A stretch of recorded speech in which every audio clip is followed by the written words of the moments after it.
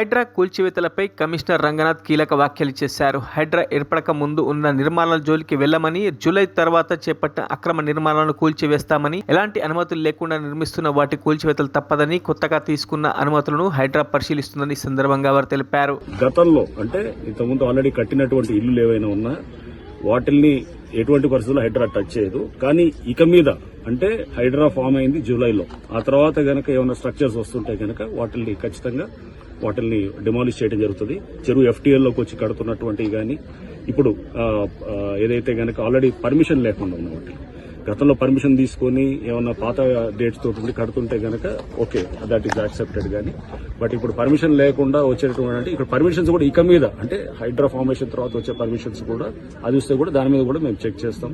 అటువంటి పర్మిషన్స్ కూడా న్యాచురల్ గా ప్రభుత్వం కూడా స్పష్టం చేసింది. పాత పర్మిషన్స్ ఉన్న వాటిని ఆనర్ చేస్తాం, కానీ కొత్తగా పర్మిషన్స్ ఎక్కడ కూడా అది యాక్సెప్ట్ చేయమని చెప్పేసి. సో ప్రభుత్వ పాలసీకి అనుగుణంగా ఈ చెరువులను కాపాడే దీంట్లో మేము డెఫినెట్ గా ఎఫ్టీఎల్ అట్లానే ఎంక్రోచ్మెంట్స్ కాపాడే దిశగా హైడ్రా పనిచేస్తుంది. అండ్ దీంట్లో ముఖ్యంగా ఈ ఎవరైతే పేదవాళ్ళు ఉన్నారో లేకపోతే చిన్నవాళ్ళందరూ కూడా ఆక్యుపై చేస్తున్నారో వాళ్ళు ఎటువంటి పరిస్థితి. మరిన్ని అప్డేట్స్ కోసం మా ఛానల్ ని సబ్స్క్రైబ్ చేయండి.